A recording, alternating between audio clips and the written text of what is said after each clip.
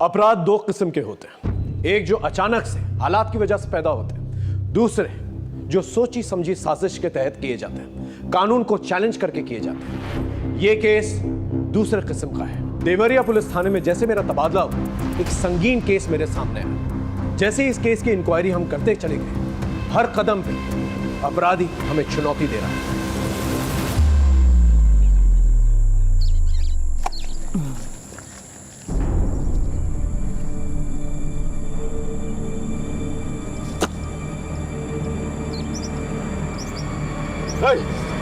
क्या कर रहा है तू यहाँ? अपनी खेत की मेड़ सही कर रहे हैं जो तुमने इतने सालों से बढ़ा के रखी हुई है। औकात में रहा अपने। औकात से ऊपर तो आप बोल रहे हो। एक तो हमारे खेत हड़प लिए, ऊपर से हमें धमकी दे रहे हो। साले दो कौड़ी के गुलाम। तो इधर ही क्या कर रहे हैं? छोड़िए छोड़िए ना। आपको जैसा करना है वैसा कर लीजिए, हमको कोई परेशानी नहीं, आप अपने हिसाब से मिड बांध लीजिए। क्या बाबूजी, आज फिर आप उन लोगों के सामने झुक गए? झुकने का बात नहीं है। जब दो आदमी झगड़ा करेंगे तो किसी ना किसी को तो हथियार डालना ही है ना। और झगड़ा करके क्या हासिल होगा? वैसे भी 2 गज जमीन हथियार लेगा तो कितना अनाज उगा लेगा? बाबूजी कुछ नहीं होता है। बात को समझते काहे नहीं तुम लोग? हैं, चलो काम करो अपना।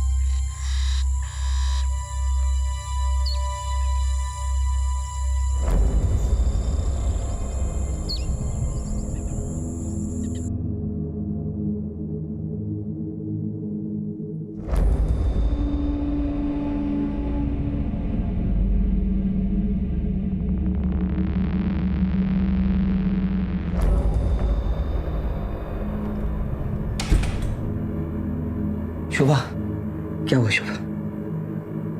नहीं हुआ इस बार।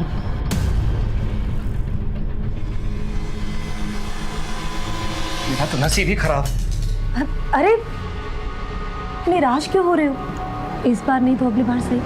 हाँ, हम कोशिश करते रहेंगे। देखना, जल्दी हमारे घर में बच्चा आ जाएगा। क्या आ जाएगा शोभा? तुमसे शादी करने के लिए मैंने घर वालों का लाया और रिश्ता टुकरा दिया। सबसे दूर हो गया, सबको नाराज किया। यहाँ रह रहा हूँ किराए के घर में। सोचा था उनकी नाराजगी दूर करने का सिर्फ एक रास्ता है कि मैं उनकी गोद में उनका पोता दे सकूं, ताकि हमारे रिश्ते सुधर सके। आप धीरज रखो, हम कोशिश कर रहे हैं ना। हाँ, और इलाज भी चल रहा है, हो जाएगा। कब हो जाएगा शोभा? 4 साल हो गए हमारी शादी को, 4 साल। अरे आप सुनो तो।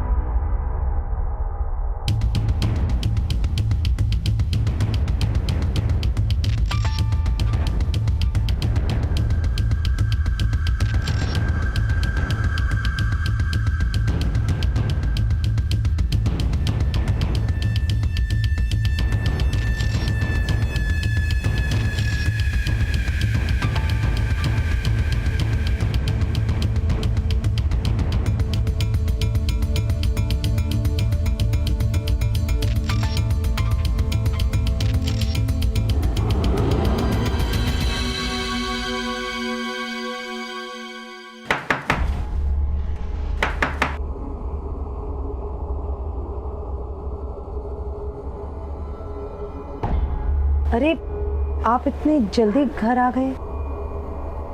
अरे काम खत्म हो गया तो जल्दी चला आया। और वैसे भी बाहर बहुत बारिश है, ऑफिस में लोग कम आए थे। तुम्हें क्या हुआ? तबीयत तो ठीक है तुम्हारी? नहीं कुछ नहीं, वो पता नहीं क्यों आज पेट में हल्का हल्का सा दर्द हो रहा है मेरे। क्या डॉक्टर क्या चले? अरे नहीं उसकी कोई ज़रूरत नहीं है। आप अभी अभी ऑफिस आए हो, आप फ्रेश हो जाओ, मैं बाद में चली जाऊंगी। पक्का?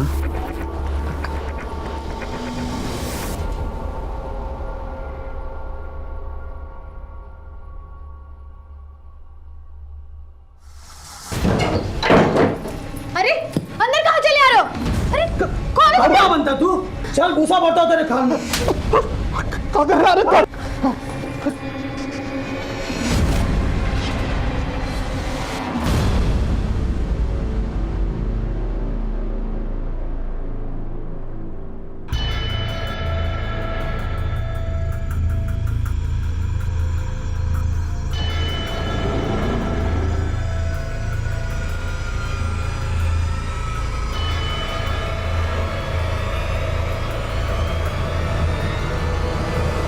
हवलदार साहब, इंस्पेक्टर साहब कहाँ हैं? अंदर।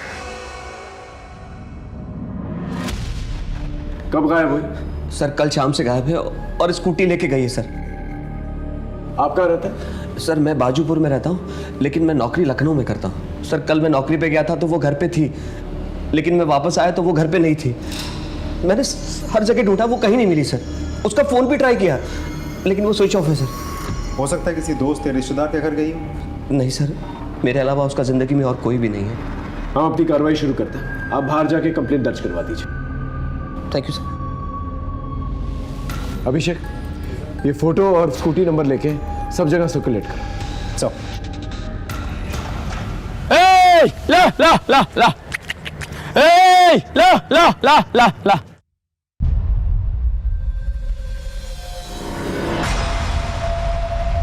कौन कौन?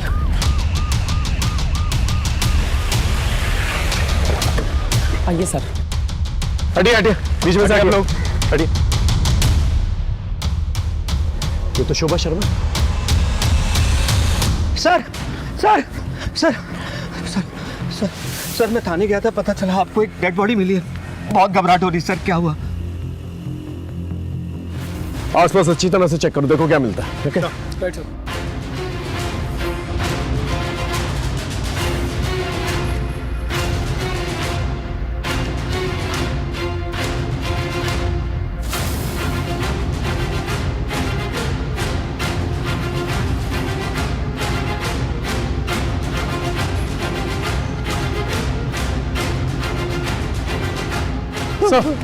हाँ, ये टिफिन मिला सर।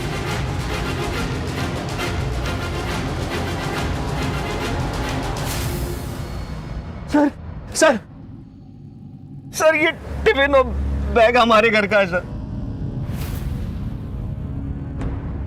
अपना टिफिन लेकर आओ। इतने सुनसान एरिया में आपकी बीवी कर क्या रही थी? मैं नहीं जानता सर ये मेडिसिन का रैपर मिला है, एंटी डिप्रेशन लगता है। सर आपने लाश के चेहरे और सिर पे मार्क्स देखे हैं? किसी कीलदार औजार से वार किया गया है। बहुत ही बेरहमी से मारा गया है सर। इतनी दर्दनाक तरीके से कोई नफरत करने वाला ही मार सकता है।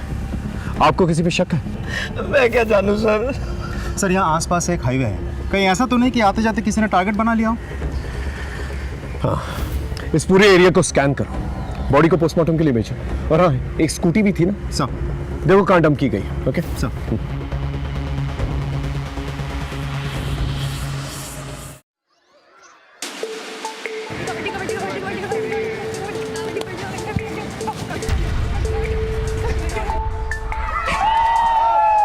अब आखिरी खिलाड़ी बची है जिला परिषद टीम की काजल श्रीवास्तव।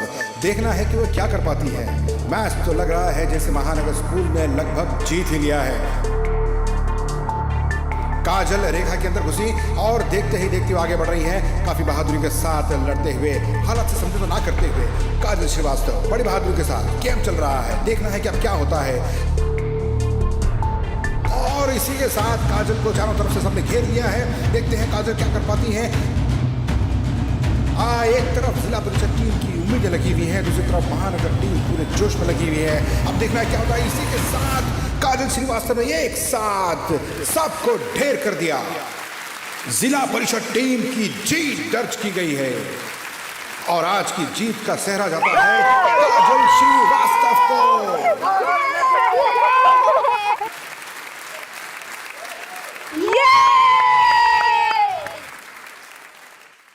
बहुत बढ़िया काजल, अब तुम सीधा डिस्ट्रिक्ट चैंपियनशिप की तैयारी में जुट जाओ। अगले ही संडे ना सिलेक्शन का कैंप लगने वाला है लखनऊ में, साथ चलो। सर दूसरे शहर में अकेले कैसे जा सकती हूँ? तुम अकेली थोड़ी ना हो, मैं हूं ना तुम्हारे साथ। एक साथ जाएंगे, एक साथ वापस आ जाएंगे। और तुम टेंशन क्यों ले रही हो? मैं समझाऊंगा तुम्हारे पापा को, तुम बस तैयारी करो। सवाल ही पैदा नहीं होता। अब से ये बचपना बिल्कुल बंद। तुम्हें जरा सा खेल कूद में हिस्से क्या लेने दिया? दुनिया के सैर पर निकल पड़ी। सर, ये काजल के लिए एक सुनहरा मौका है स्पोर्ट्स में अपना करियर बनाने का। तुझसे बात की मैंने, तूने ही दिमाग खराब कर रखा है इसका। चल निकल यहाँ से। पापा एक बार सुन तो लो, सर क्या कह रहे हैं। चुप, मुझे कुछ नहीं सुनना है। और तू भी एक बात कान खोल के सुन ले, ये तेरा आखिरी साल है। जैसा तैसे अपनी पढ़ाई पूरी कर ले।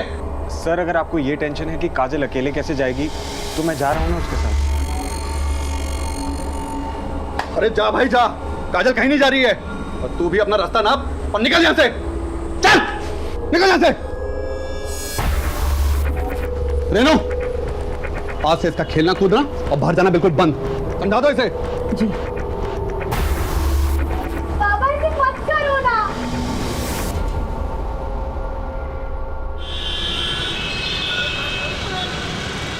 और भैया काम मिला कि नहीं? अरे भाड़ में गया ऐसा काम, ये लोग देंगे काम, एक दिन हम देंगे इनको काम। देखना कमलेश, खिलाना। उधार बहुत ज़्यादा हो गया है, पहले वो चुकता करो। रुक जा, देता हूँ। फिर रुक जाइए, चाय पीना बाद में।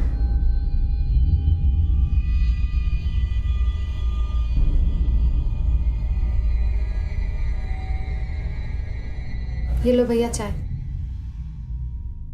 रख दो।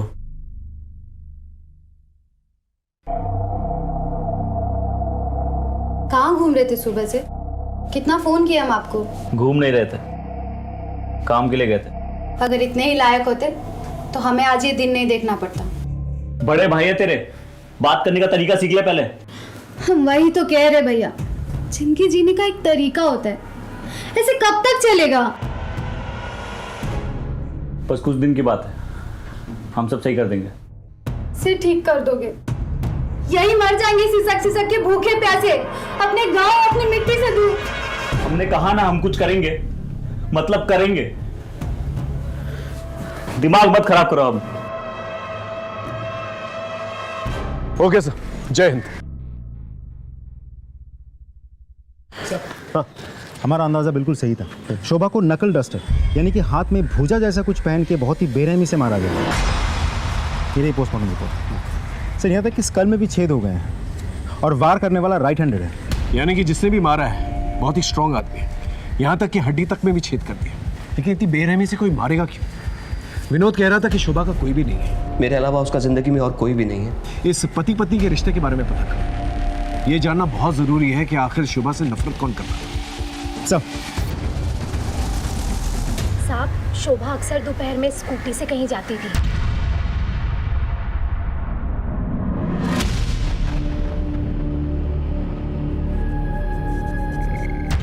कहाँ जाती थी पता है आपको?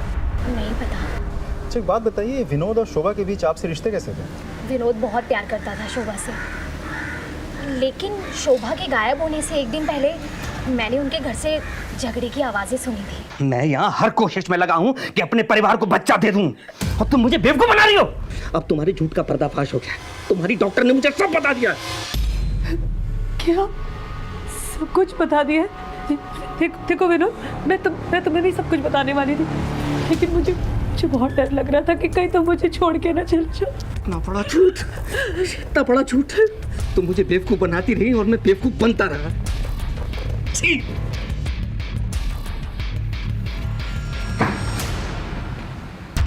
विनोद ने अपने परिवार से लड़के शोभा से शादी करी थी। इसके लिए परिवार में अलगाव रहता था, और अब शोभा माँ भी नहीं बन पा रही थी, इसलिए दोनों बहुत दुखी रहते थे। लेकिन इस बात को लेके झगड़ा उसी दिन हुआ था पहली बार। ये विनोद के परिवार वाले कहाँ रहते हैं? साहब, यही रहते हैं गांव में। शोभा की मौत के बाद से वो लोग भी यहाँ आने जाने लगे हैं। हम थक गए ऐसी जिंदगी जीते जीते। हमको तो कुछ समझ में नहीं आ रहा हम क्या करें। भैया भी बहुत परेशान रहते हैं। अब इतनी दूर तो तुम लोग बैठे हो, कहा था ना गांव में आ जाओ। सब लोग हैं यहाँ पर, कुछ ना कुछ हो ही जाएगा। गांव तो आना ही है, लेकिन तुम जानती हो ना कितना मुश्किल है। हाँ, लेकिन आ जाओ।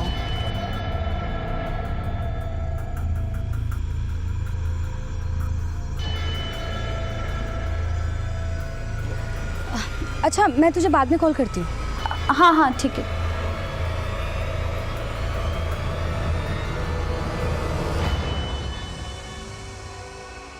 15 तारीख को तुम्हारे और शोभा के बीच किस बात पे झगड़ा हुआ था? झगड़ा? ये किसने कहा आपसे सर?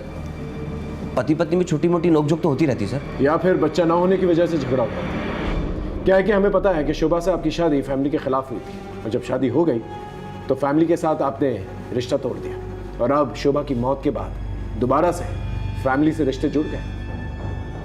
खैर, जब आप ऑफिस जाते थे तो शोभा घर से कहीं और जाती थी। कुछ आइडिया वो कहाँ जाती थी? क्योंकि आपने कहा आपके अलावा उसकी जिंदगी में कोई नहीं था, कहीं उसका अफेयर तो नहीं चल रहा था? सर ये कैसी घटिया बात कर रहे हैं आप? एक मरे हुए इंसान के खिलाफ इस तरह की बात? देखिए, तैश में आने की जरूरत नहीं है, हम सिर्फ सच जानने की कोशिश कर रहे हैं। सर सच तो यह है मेरी बीवी का खून हुआ है, और कातिल को ढूंढना है तो बहुत दूर की बात है, आपने तो सबूत तक नहीं ढूंढा। आपको एंजाइटी अटैक्स आते हैं? पिल्स देते हैं? व्हाट? आप राइट हैंडेड या लेफ्ट हैंडेड? राइट ही हूँ। ऐसे ही पूछो। खैर, हमारी इजाजत के बगैर शहर छोड़ के मत जाइएगा, ओके? अभी आप जा सकते हैं। इस आदमी को गुस्सा बहुत आता है और ये कुछ छुपा भी रहा है। हो सकता है कि मियाँ बीवी में बच्चा ना होने की वजह से जो झगड़ा होता था वही एक वजह हो जिसकी वजह से इसने मार डाला उसे। हो सकता है सर। इस मियाँ बीवी के बारे में पूछताछ करो, पता लगाओ क्या चक्कर चल रहा था इन लोग के बीच में। और हाँ, ये जानना बहुत ज़रूरी है कि शोभा कहाँ जाती थी, किससे मिलने जाती थी। इनके फैमिली डॉक्टर से जाके मिलो। सारिका। हाँ भैया। इतनी देर कहाँ हुई तुझे? वो भैया आ तो मैं पहले ही जाती, लेकिन शायद कोई मेरा पीछा कर रहा है।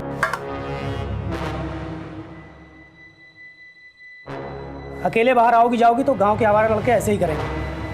कौन था लड़का वो? मैं नहीं जानती।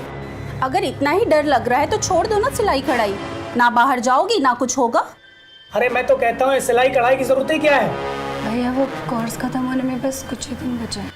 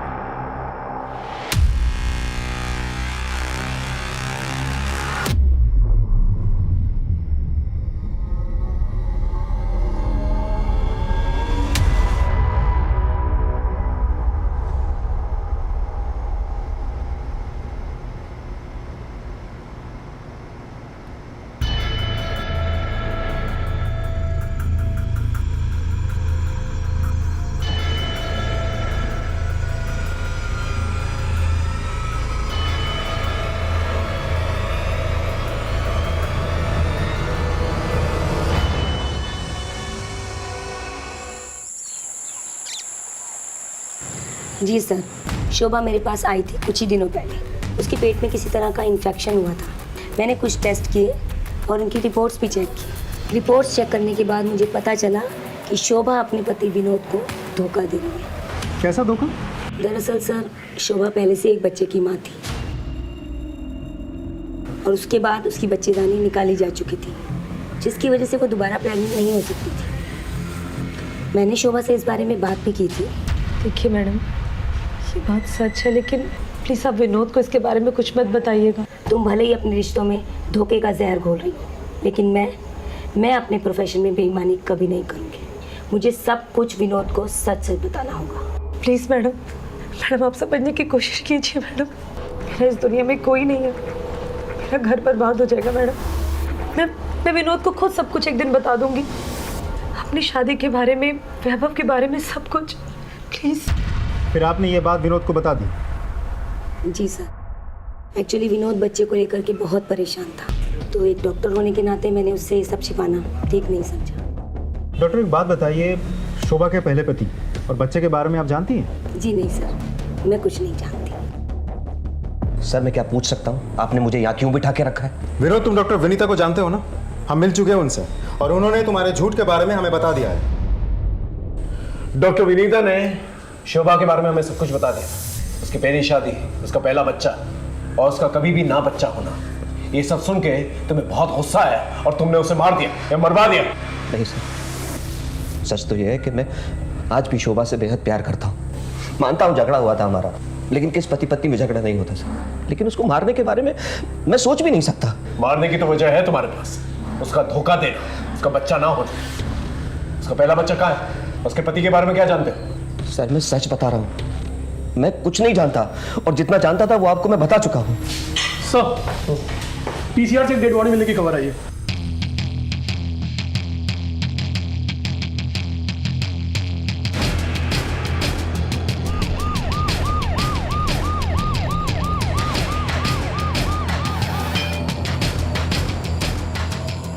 सर इस लड़की को भी लगभग वैसे ही मारा गया है। नकल डस्टर से चेहरे पे वार किए गए हैं, और ये निशान देखिए सर, लगता है शायद उसके बाद किसी ने गला दबा दिया हो।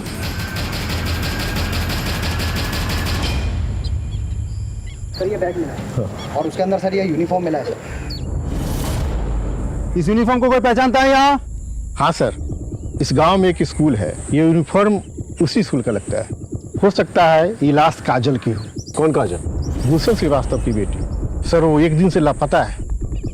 गुलशन श्रीवास्तव सर, डेड बॉडी के पास में ये मेडिसिन रैपर मिला है। दिखाओ जरा। सर ये तो वही दवाई है जो हमें शोभा के मर्डर स्पॉट में मिली थी, और इस लड़की का चेहरा भी बुरी तरह से बिगाड़ा गया है, जैसा कि शोभा के साथ हुआ था। बॉडी को पोस्टमार्टम के लिए भेजो, देखते हैं रिपोर्ट में क्या। सर ये भी तो पॉसिबल हो सकता है कि ये दोनों मर्डर्स किसी एक ही आदमी ने किए हो। सर एक काम करते हैं, इस मेडिसिन के रैपर को आसपास के मेडिकल शॉप में जाकर पूछताछ करते हैं, शायद हमें कुछ पता चल जाए। नॉट पॉसिबल अभिषेक, ये जो मेडिसिन है काफ़ी कॉमन मेडिसिन है, काफ़ी लोग इस्तेमाल करते होंगे इसका।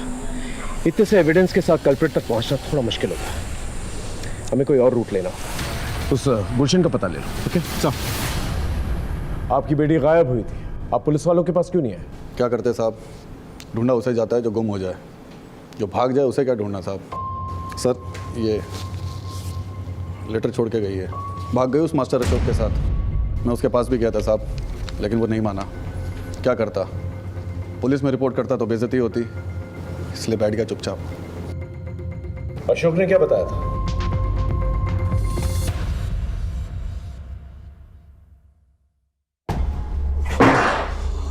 अशोक, काजल कहाँ है? मुझे नहीं पता काजल का।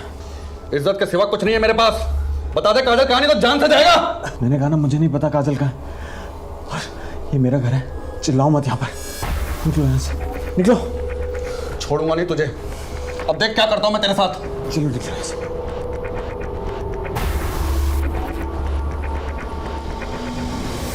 कहाँ रहता है ये कोच?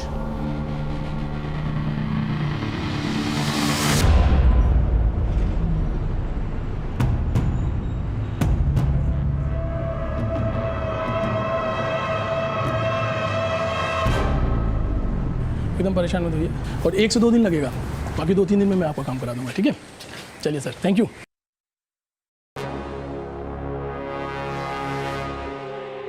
जी बताइए। सर अगर कोई पीछा कर रहा हो तो कंप्लेन कहाँ लिखानी है? यहीं पुलिस स्टेशन में। वैसे कौन पीछा कर रहा है? सर पता नहीं। उसका हुलिया याद है जिससे हम उसका स्केच बनवा सकें? नहीं सर। आप परेशान मत हो, एक हेल्पलाइन नंबर है, आप इसको नोट कर लीजिए। Thank you.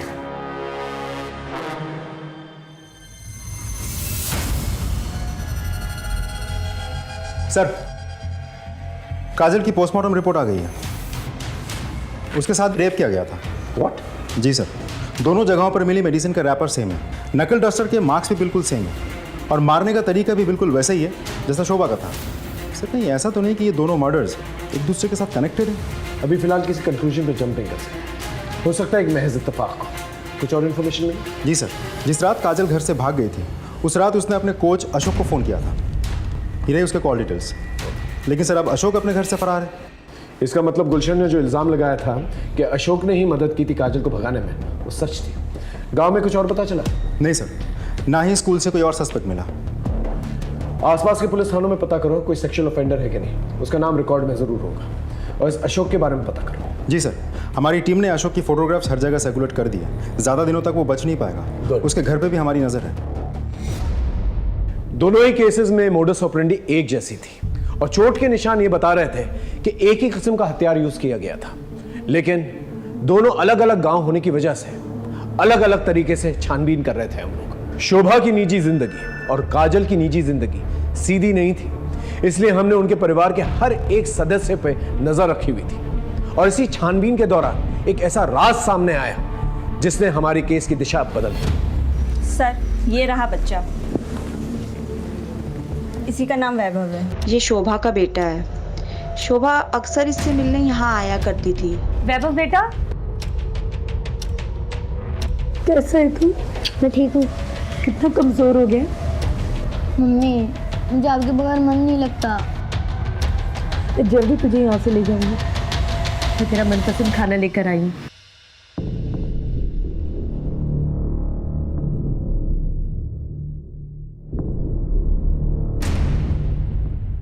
सर, शोभा ने कहा था कि उसने अपने पति से बात किया है कि वो इसे अपने साथ लेकर जाएंगे।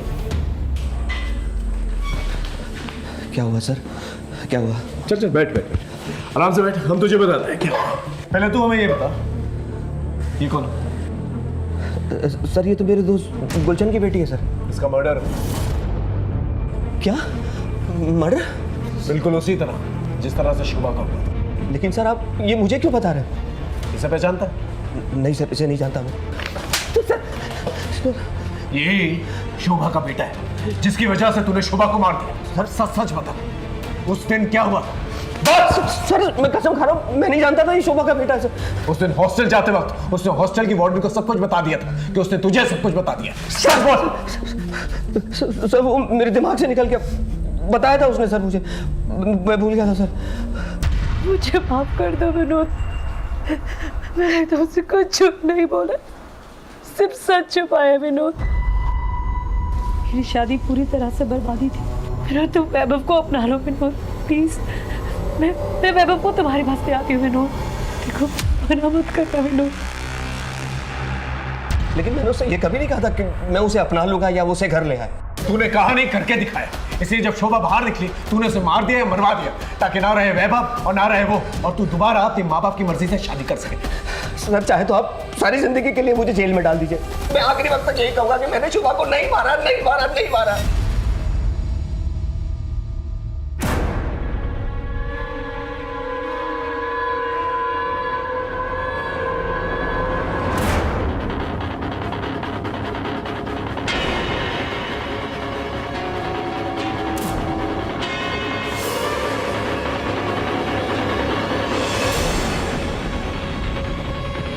सर अशोक को लखनऊ के गोमती नगर एरिया में देखा गया है, लेकिन एक इंटरेस्टिंग बात है, वो एक मेडिकल स्टोर से दवाई चुरा कर भाग रहा है क्योंकि उसके पास डॉक्टर का प्रेस्क्रिप्शन नहीं था। गोमती नगर पुलिस से कोऑर्डिनेट कर, वहीं कहीं छुपा पाओगे। जी सर, हमारी खबरें टीम और पुलिस टीम दोनों ही उसके पीछे पड़ी है, ज़्यादा दिनों तक छुप नहीं पाएगा। शोभा का कातिल का सस्पेक्ट विनोद हमारी गिरफ्त में, लेकिन फिर भी हम उससे कुछ उगलवा नहीं पाए। अब देखते हैं काजल का मर्डर सस्पेक्ट क्या कहता है।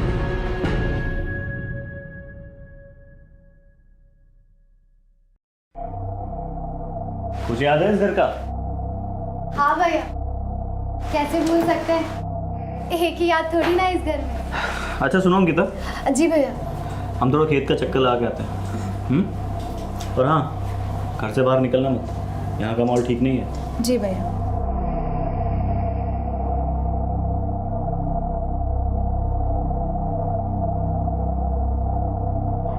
अच्छा चलो गैस करो हम कहाँ हैं। तेरी आवाज़ बता रही है कि तू गांव में है। अरे बिल्कुल सही जवाब। बता फिर कब मिल रही है? अरे इसीलिए तो हम फोन किए हैं। शाम को नदी के पास मिलते हैं। ओके।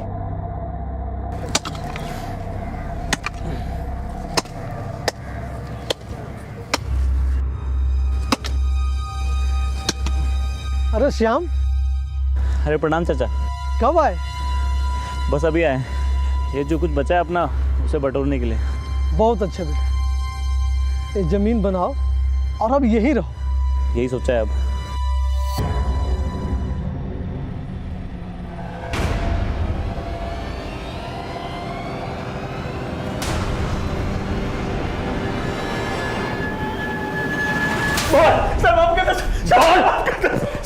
सर मैंने किसी को नहीं मारा है सर। अच्छा, तो फिर भाग क्यों रहा था और दवा क्यों चुराई?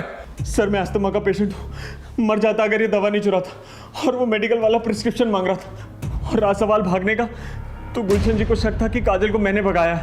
और जब काजल की लाश मिली तो मैं डर गया कहीं गुलशन जी मुझे ना फंसा दे, इसलिए मैं भाग रहा था सर। तो उस रात काजल ने फोन क्यों किया था? हाँ सर ये बताने के लिए कि वो घर से भाग रही है। कैंप के लिए भागने वाली लड़की कैंप तक नहीं पहुंची। और किसको पता था इसके बारे में? सर उसके छोटे भाई आशु को भी पता था। उसने उसे बताया था घर से जाने से पहले। ये बात उसने मुझे फोन पे बताई थी। हाँ सर, मैं जानता था। दीदी,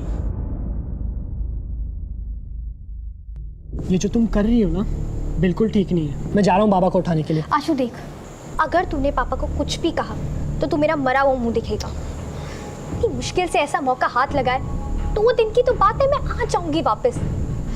पापा की जितनी मार खानी होगी ना खा लूंगी, लेकिन तू चुप रहना। खा मेरी कसम, तू पापा को कुछ नहीं कहेगा।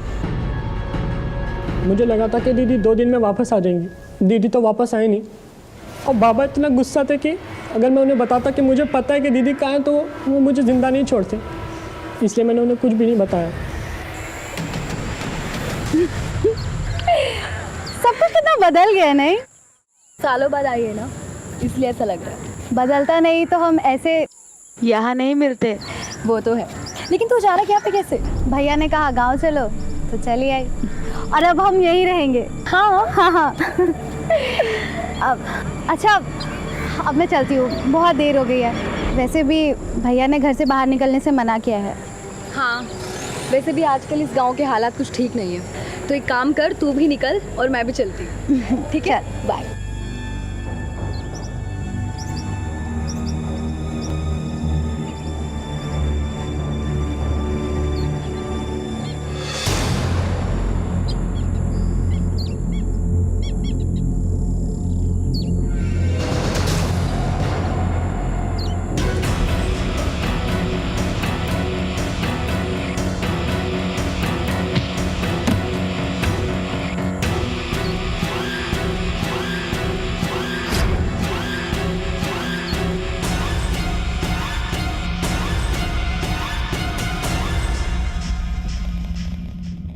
इधर आ। जी सर। तेरा तू कहाँ जा रहा है? घर जा रहे सर। वैसे यहाँ आसपास खतरा बहुत है। कर क्या रहा है यहाँ पर? आगे आगे खेत है हमारे सर, वो देरी हो गई आज। अच्छा ठीक है, गाड़ी में बैठ जा, छोड़ देता हूँ। जी जी सर।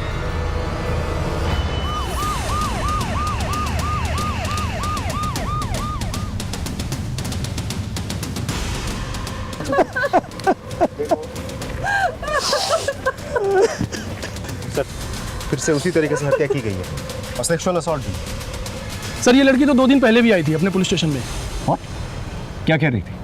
सर उसका कहना था कि कोई इसका पीछा कर रहा है। जब मैंने उससे पूछा तो उसने कहा नहीं पता, लेकिन मैंने सर उसे हेल्पलाइन नंबर भी दे दिया था। वो कह रही थी कि कोई उसका पीछा कर रहा है, लेकिन हमने कोई ध्यान नहीं दिया। कुछ पता है आप लोगों को कि कौन था वो? किसी दुश्मनी थी उसकी? कुछ नहीं पता हम लोगों को।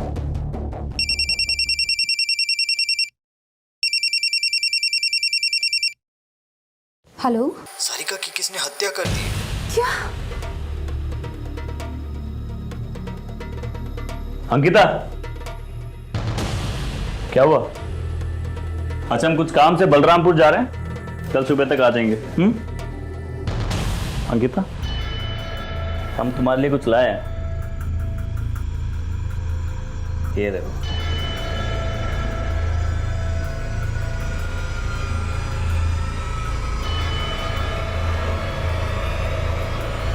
वैसे भी आजकल इस गांव के हालात कुछ ठीक नहीं है। तो एक काम कर, तू भी निकल और मैं भी चलती हूँ। क्या हुआ? पसंद नहीं आया? नहीं भैया, अच्छा है। हमें पता है तुम क्या सोच रही हो। यही सोच रही हो ना कि तुम्हारा नाम तो ए से आता है, फिर ये एस क्यों?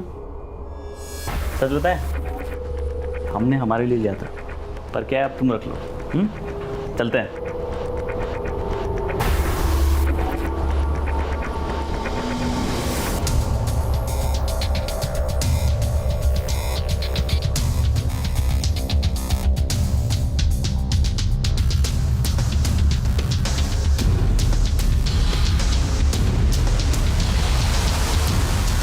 सर उस एरिया में नदी के किनारे तक कुल 25 लोगों की ज़मीनें हैं। मैंने उन सभी लोगों से बात कर ली है, लेकिन सर वो आदमी नहीं मिला जो उस रात पेट्रोलिंग करते वक्त मिला था। इसका मतलब इस आदमी ने झूठ कहा था कि उसकी ज़मीन है उस पर। इस आदमी की स्केच बनाओ और पता करो ये गांव वाला है या बाहर से है। Okay, right sir. सर, हाँ, सारिका की पोस्टमार्टम रिपोर्ट आ गई है। उसके साथ भी रेप हुआ है। व्हाट? जी सर, काजल के बॉडी में हमें जो सीमेंट मिले थे उसके साथ सैंपल मैच कर गया है। एक और बात सर, इस बार भी वही नकल डस्टर यूज़ किया गया है और उसी तरीके से स्कल में छेद भी हुए हैं। और सर मारने वाला इस बार भी राइट हैंडेड है। इसका मतलब ये किसी साइको किलर का ही काम है और ये सारिका उसकी तीसरी विक्टिम है। अब हम ये बात रूल आउट कर सकते हैं कि ये सब रैंडम किलिंग्स नहीं है। मतलब? मान लो शोभा और काजल का मर्डर जो है एक महज इत्तेफाक है, लेकिन सारिका किसी और गांव से आई थी। उसे साइको किलर ने फॉलो किया होगा और मौका मिलते ही उसे मार डाला। मतलब किसी के साथ जाती दुश्मनी? राइट। अब हमें यह पता लगाना होगा ये तीनों लड़कियों का कॉमन कनेक्शन क्या है। सर इन तीनों मर्डर्स में कोई डायरेक्ट कनेक्शन तो मुझे लग नहीं रहा है, लेकिन हाँ एक गहरा कनेक्शन तो है। काजल के पिताजी गुलशन, शोभा का हस्बैंड विनोद और सारिका का भाई मनोज, तीनों ही दोस्त हैं और दोस्ती बहुत गहरी है सर। यानी कि ये तीनों के तीनों जो दोस्त हैं इनके साथ एक ही हादसा होता है। सर हाँ, उस आदमी का स्केच बन गया। इस स्केच को सब जगह सर्कुलेट कर और मनोज और गुलशन को थाने बुलाओ। Thanks sir. तुम तीनों से जो सवाल मैंने अलग अलग पूछा था अब साथ में मिलकर पूछ लो।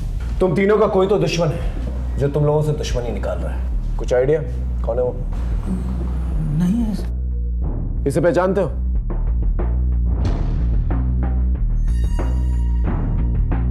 ये तो श्याम है। कौन श्याम? हमारे गांव का ही है, ओम साहू का बेटा। सर सालों पहले इसने गांव छोड़ दिया था, लेकिन सर हमें पता चला कि कुछ दिन पहले इसने गांव आना शुरू किया है। और सर जब से इसने गांव आना शुरू किया है तब से ऐसे कांड होने शुरू हो गए। तो अब बता रहे हैं हमें भी अभी तस्वीर देख के झटका लगा। आप लोग हमें ये बताइए आप लोगों का कनेक्शन क्या है इसके साथ और ये कहाँ मिलेगा?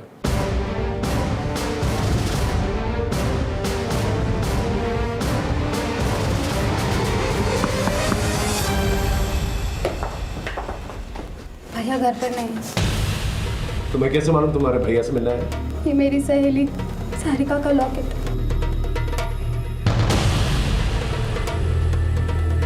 ये लॉकेट तो सारिका का है। शाम का है?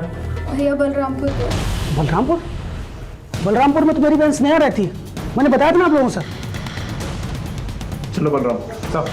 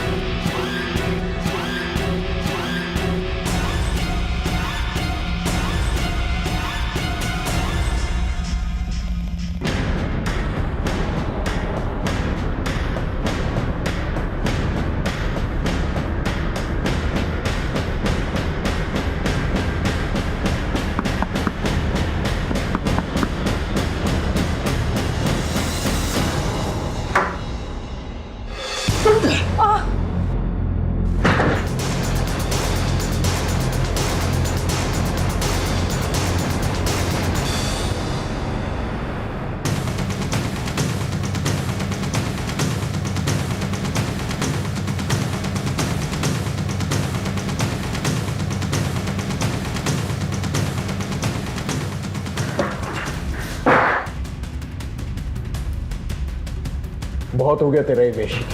अब चल। आप लोग क्यों आ गए? हम आने वाले थे। चल लेकिन चला सर। हाँ हम नहीं मारा है सबको, ले लिया अपना बदला। कौन सा बदला? हमारी जिंदगी बर्बाद करने। उस विनोद, गुलशन और मनोज ने मिलके 4 साल पहले स्नेहा को लेकर हमारी जिंदगी बर्बाद कर दी।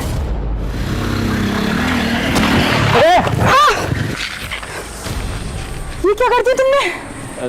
हमें जानबूझ के नहीं किया, वो गलती। क्या हो रहा है? क्या क्या? स्नेहा तुम क्या कैसे? भैया इसने मुझे छेड़ा है। नहीं, अपनी जात और औकात दोनों भूल गए। भैया आपने तो बचाया इसे बाइक से। दो इसे दो मनोज भाई। एक और दो, एक मनोज। हम तो स्नेहा को बचाने गए थे, मगर गांव के बड़े और दबंग लोग गलत समझ बैठे। हमारे बाबा ने कहा कि जब तक मामला ठंडा नहीं हो जाता गांव से दूर रहो, मगर हमारे दूर जाने के बाद मामला और बिगड़ गया। वो हमारे बाबूजी को उठाकर ले गए हमें ढूंढने के लिए। मार पीट से ज्यादा उन्होंने हमारे बाबा की दिल पे चोट पहुंचाई। एक चींटी नहीं मारी थी उन्होंने, जानवरों जैसा व्यवहार किया उनके साथ। हमारे बाबा की आत्मा तो उसी दिन मर गई थी। वो तो बस जी रहे थे, हड्डियां पकड़ ली थी उन्होंने। एक दिन से सक के दम तोड़ दिया।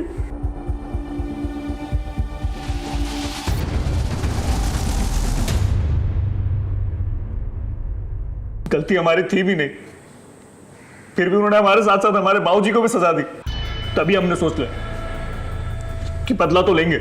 बदला लेना ही था तो गुलशन, मनोज और विनोद से लेते। उन 3 निर्दोष औरतों ने क्या किया? ये बात आप उनसे जाके पूछो ना। अगर उन्हें कोई बात करनी थी तो हमसे क्यों नहीं की? हमारे निर्दोष बाप को क्यों घसीटा बीच में? हम भी जताना चाहते थे उन्हें कि अपने सामने अपनों को मरता हुआ देख के कैसा लगता है। हमारे बाबा की आत्मा को अब शांति मिल गई होगी। अब आप हमें फांसी दो या जिंदगी भर जेल में रखो, कोई फर्क नहीं पड़ता। फांसी तो तुझे होगी, लेकिन एक बात बता देता हूं तुझे, तूने जो किया है ना, उसकी वजह से तेरे बाबा की आत्मा को कभी भी शांति नहीं मिलेगी।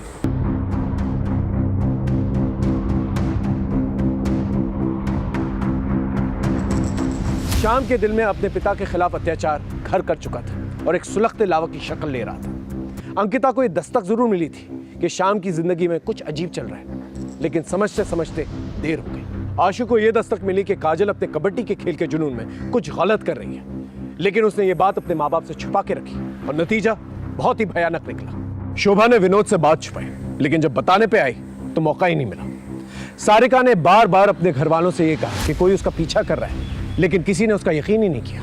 सच कहें तो विनोद, मनोज और गुलशन ही इस अपराध के रचयिता है। दस्तक होती जरूर है, चाहे वो जोरदार हो या खामोश।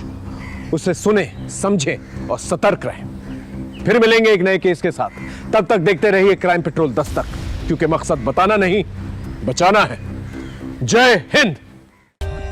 For more updates, subscribe to our channel, click the show links and enjoy watching the videos.